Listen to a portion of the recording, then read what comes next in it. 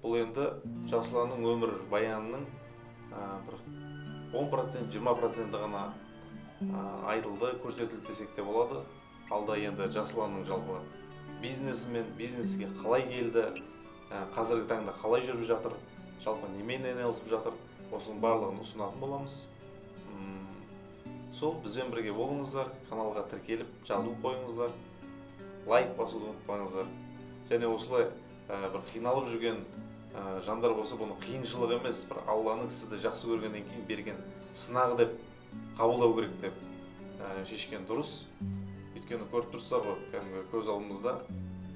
Енді қазір досым Жасұлан, Жасұланға қараймын да тірі аңыз адам жүрген сияқты.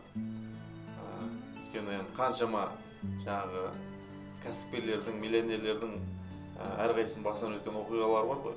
Бұл Жасұланныкі шынында да ерекше. Бір Алла тағала кішкентай кезінен бастап сынақты беріп қойған.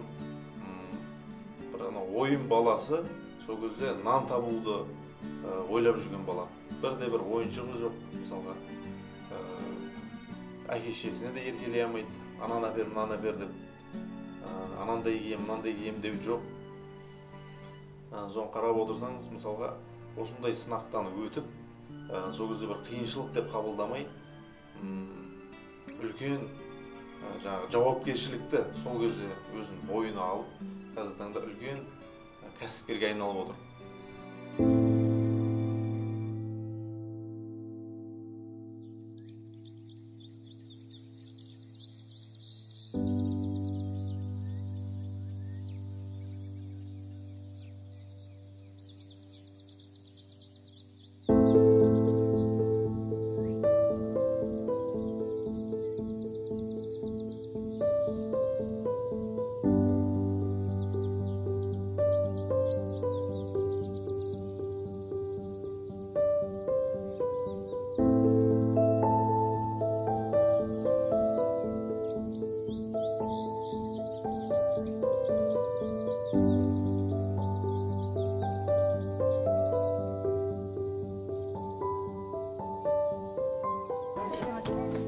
Келе жатыр.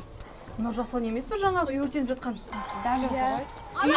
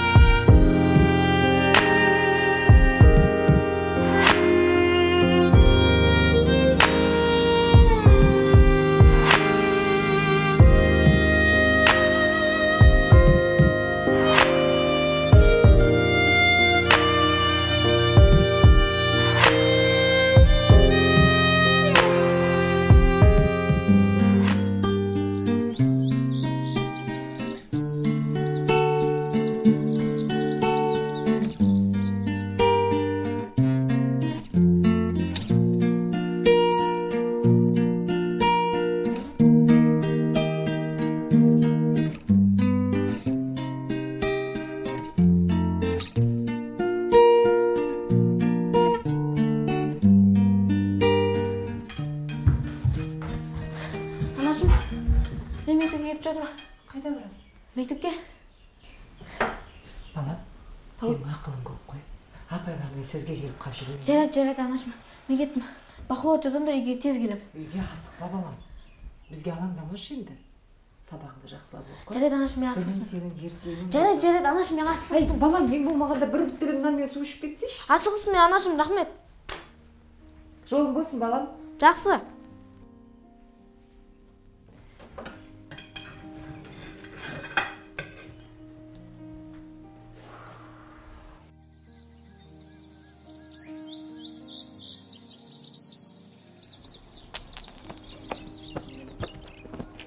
Мерей, майын сенсе кірш, шашап кеттім. Майын сенсе.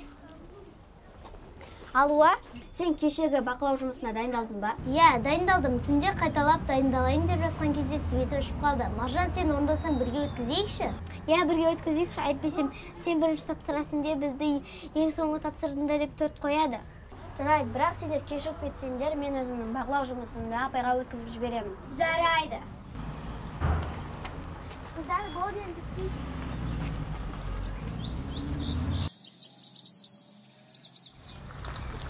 Кет, қоңырау, жүріңдер.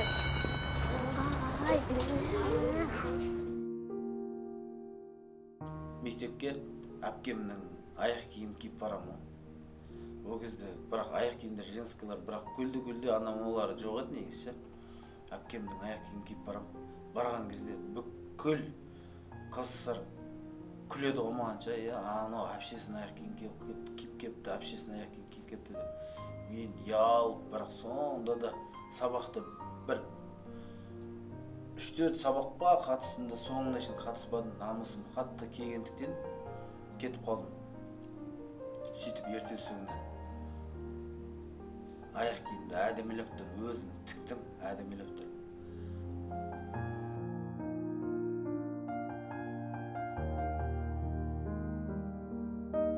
Қараңғы деп түрлі аяқ киім киіп алды.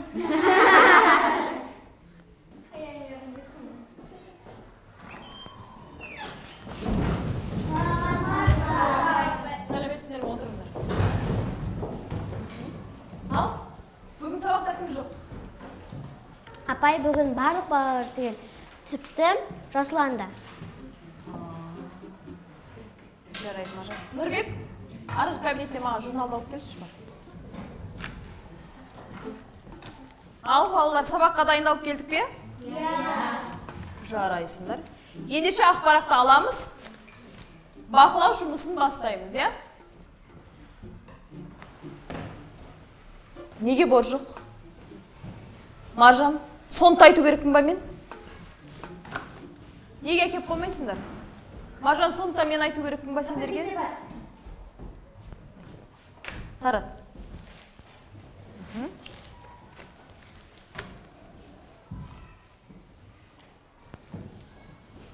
Бүгін кезекші кім? Неге тақта сүртілмеген деймін? Кезекші кім? Ей, Жаслан, тұр орныңнан. Сүрт ана тақтан, тез. Соңғы партаға отырып, маған тесіліп қарамай. Кешіріңіз апай, бүгін мен кезекші едім. Тақтан өзім сүрте салам. Жарайды, сүрт.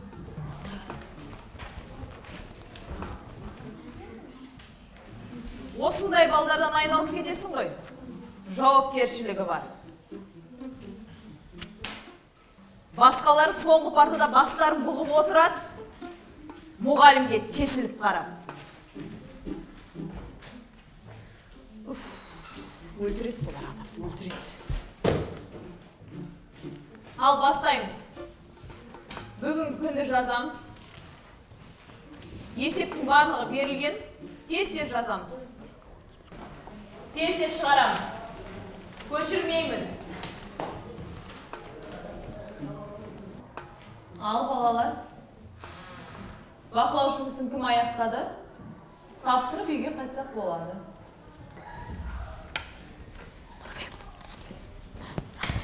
Қайне жылдамдадамыз? Апай, мен болдым.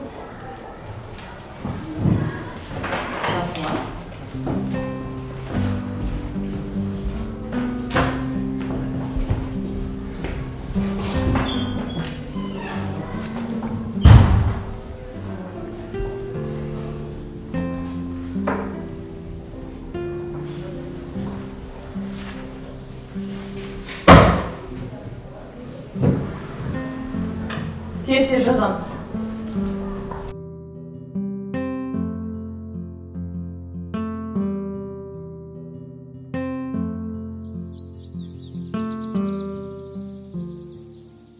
Бір қап бутылка терем, сөйтіп шүмекке келем, оның ішінде жартысын ғана теп алып, нан алам дейді. Ито ол менің есімде 25 теңге ма болды. Жарты қабын енді ауылға алып кетпеймін ғой. не істейсің, сол жерде сөреге тастап кетесің, бір айналып келсең, ол бутылкаларды тазалап, әдемілеп неға қойып қояды. Бірақ ол өтілетін бутылка. Не істейсің, оны қайтып алып кете алмайсың ғой. Болмаса ауылыңа алып кете сал деп айтады ғой. Пайлауын жартыға көтеріп кетпейсің.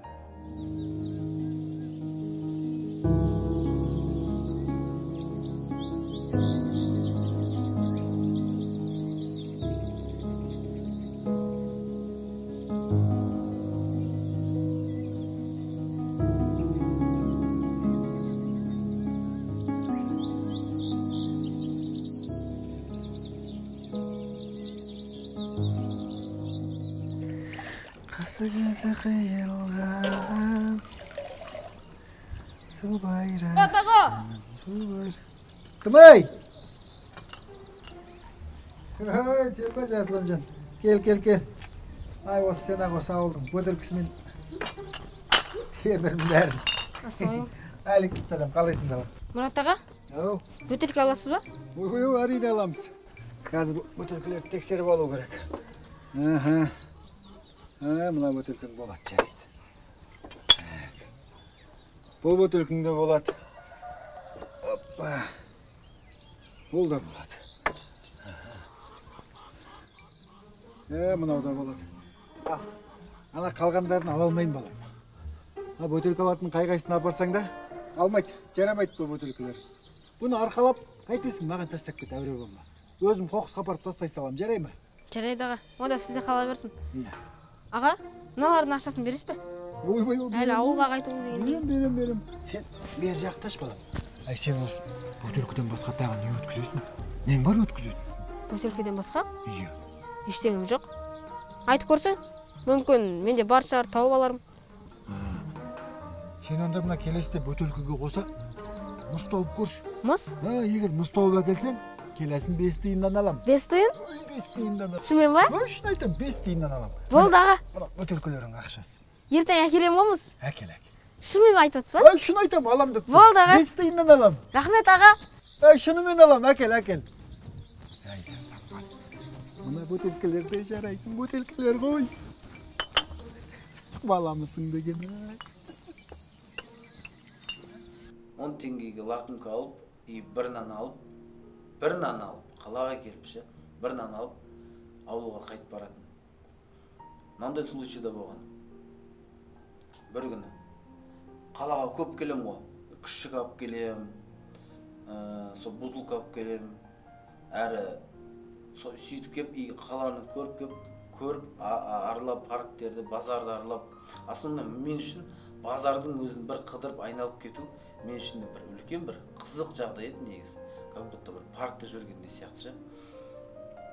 Сонымен бір күні базар аралап, үйтіп, сағат 4, соңғы автобус 4-те жүретін еді. 4-те 15 кеткен кезде, барған кезде үлгере алмай қалам, автобус кетіп қалады. Автобустан кейін барып, только рафиктер жүретін. Ол кезде рафиктер бар еді. Рафик. Басы қанша теңге, 70 теңге ма, 50 теңге ма, сондай жол көреді. Есімде де емес. Сол рафик қаладан шыққан кезде, Ташкентке трассаға түскен кезде, контролер ақшаны жинайтын кез уақыты. Тура сол кезде ауылға, Ташкентке трассадан ауылдың жолына, трассасына түскен кезде менен ақша сұрайды ғой. Менде ақша жоқ ағай деп айтам. Ақшамы анап қойдым деп айтам. Сен ақшаң жоқ болса неғып отырасың? Осындайлар бар, кішкентай болып алдайды, үйтеді, бүйтеді дейді. Тоқта дейді шопырға, тастап кетеміз дейді. Түсіріп тастап кетіп, түсіріп бартқан кезде мен адамдарға қараймын ғой, түсірдегі. Біреу төлейтін шығар, шынымен ақшам жоқ па?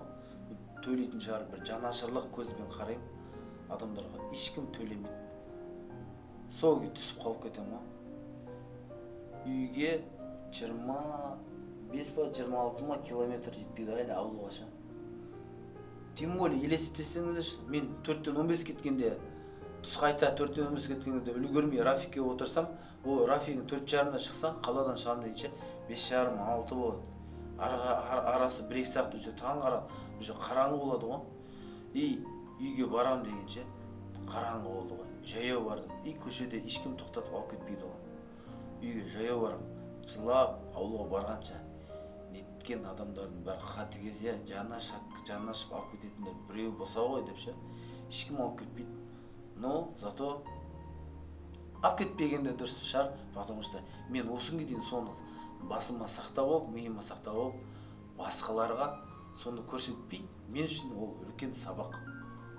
Ол әрбір нәрсенің, болған нәрсенің бәрін қайыры бар дейді ғой. Ал осының қайырын көріп жатырмын.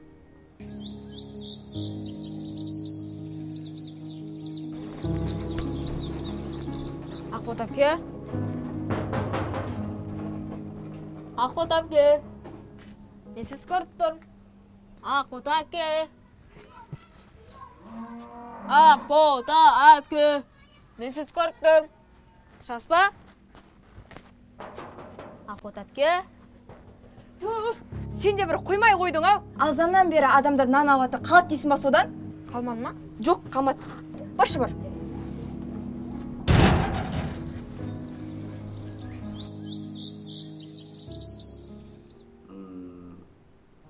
Әкем жұрттардың қолында жұмыс істейді, бірақ басқа ауылдарда жұмыс істейді. Ол айлап жұмыс істейді. Бір айда бір кеп кетеді, бір күнге, или 2 айда, болмаса 3 айда келетін. Дато сондай біреулердің қолдарында сондай жұмыс істейтін. Сол кезде ғана айлық алып келетін. Енді бір айда бір, 2 айда бір, 3 айда бір. Ол кездерде, ол замандарда айлықты түгел беретін заман емес еді ғой. Кешіктіріп береді, болмаса бөліп береді, болмаса бермей қоя салады. Ол замандар сондай болған. Ал анам Шымкентте тачкамен нан сататын. Ал анам да күнеге нан сататын атана күнеге барып келіп жұмыс істемейді ғой. Аптасына келеді, 1,5 аптада келеді, сондай болатын. Ал біз үйде әпкем мен інім, қарындасым 2 қыз 2 бала тұратынбыз. Ал інім мен қарындасым өте кішкентай болатын. Әпкем менен 3 жас үлкен. Әпкем енді қыз баласы болған кезде үйде болады. Ал енді мен одан кейін еркек мен болған кейін жауапкершіліктің көбісі маған кеткендіктен мен нан табуға тура келген. Ойнауға уақыт жоқ болған. Мен кішкентай кезімде мүлдем кішкентай кезімде жұрттардың қазір кішкентай кезінде не есіңде жақсылық деп айтатын болса, олардың ойыншықтары, болмаса велосипедтері есіне түсіп, анасының бір нәрсе әкеп бергені, сыйлық игрушка әкеп бергендер есіне түседі ғой. Ал менде бірде-бір ойыншық болмаған, есіме ештеңе түспейді. Не велосипед болмаған, не машинам болмаған, кішкентай ойыншық, ештеңе болмаған. Тек мұсырды аралап, әлі мен темір ғана, тергенім есімде ғана. Но зато бірақ мен көргенде бала шағам көрмесін деп, бала шағам үшін қазір полный рост ұйықтамай жұмыс істеймін. Ал соның бәрі бала шағамның арқасы. Ай, Ақбота. Қалай сәпші? Шешең жоқ па не тағы да? Жоқ.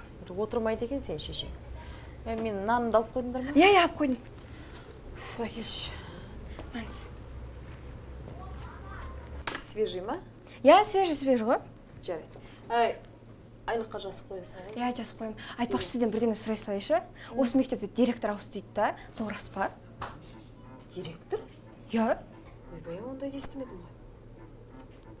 Ойбай, директор ауысса менің айтқандары. Ай, Назерке, сен кімден естің ол? Білмеймін сол. Далдағы балдар айтты ғой соны маған. Директор ауысса маған уәде берген. Ту, Назерке, сендерде бір түймедей түйедей қыл. Балам-ау, айнанай, жассыңдар ғой. Осы өсек не теңін сендерге? Балдар айтады да, әр сөзге бір сене беріп. Директор ауысатын болса, мен естем ғой. Әрине сіз еспегенде кім естиді? Жарайды, жазып қой маған. Жарайды. Жақсы. Сау болыңыз. Директор ауысын дейді, Құдай-ау, басқаларға кетейін тағыдан. Сол болған жағдайдың бәрі, сол удардың бәрі маған үлкен күш болғандықтан түнде мен үшін көбірек ұйықтап қойсам, сол қайталанатын сияқты маған қатты қорқыныш. Төсегімнің астында таңғы 7-ден кейін ары қарай ұйықтасам, сол бігіз болып маған қатты астыма ауыр тиеді. 7-ден кейін ары қарай ұйықтайтын болсам, сол қайталанатын сияқты маған шошитын тірліктің шошитындай нәрсе болып көрінеді. Сондықтан мен ерте тұрып, кеш жатып, ұйқыны өте қатты қысқартқан. Өзі Аллах тағаланың өзі де айтқан ғой, таңды ертерек тұрсаң, ризықтарың көп болады деп. Елестетсеңізші, мұсырда жүретін бала, қолы кір-кір, шашы өсіп кеткен баламен кім дос болады деп ойлайсыз? Досым болмаған. Және мектепте ең қорқақ бала, әркімнен таяқ жейтін бала мен болғам. Балағай тоқтық, тұр мына жерге. Қаттасқаныңа қарағанда қалтыңда тиының бар ау деймін. Не? Шығарың қалтыңдағы тиындарың бәрі. Жігіттер, мен дүкенге кетіп кете берейінші. Тұр мына жерге.